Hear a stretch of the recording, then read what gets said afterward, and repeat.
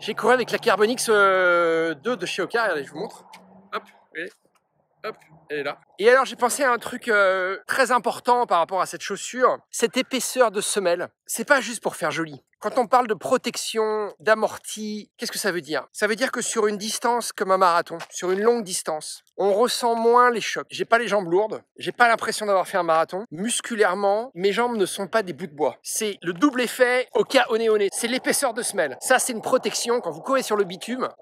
C'est juste ahurissant à quel point vous êtes protégé. Ça, il faut le dire. La deuxième chose, c'est l'association de cette épaisseur de semelle, qui, je le rappelle, c'est moelleux, mais ça reste dynamique. Et ça reste d'autant plus dynamique qu'au sein de cette semelle, ils ont, comme on le sait, rajouté cette plaque de carbone. Mais ça fonctionne à mort. Je veux dire, c'est un mix d'enfer. C'est hyper efficace. C'est hyper efficace. Alors, la tige...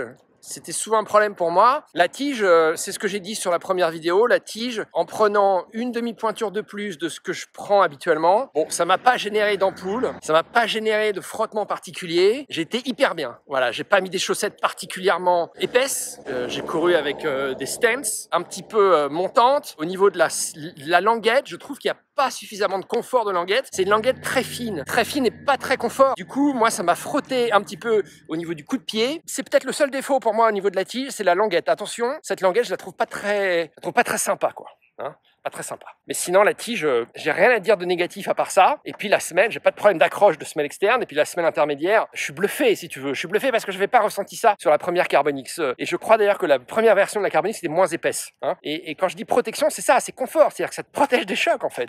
Ça te protège donc t'es moins fatigué, t'as les jambes moins lourdes, ça t'a moins usé, tu vois, voilà. Du coup, le marathon plus facile. Du coup, tu peux t'attaquer à des distances plus longues. Plus souvent, tu vas moins souffrir. Donc ça t'économise. Donc c'est pas étonnant que les mecs fassent des super chronos, si tu veux, parce que non seulement t'as la lame de carbone qui les propulse. Je regarde jamais au bon endroit, en fait. Je regarde ici, alors faudrait que je regarde là.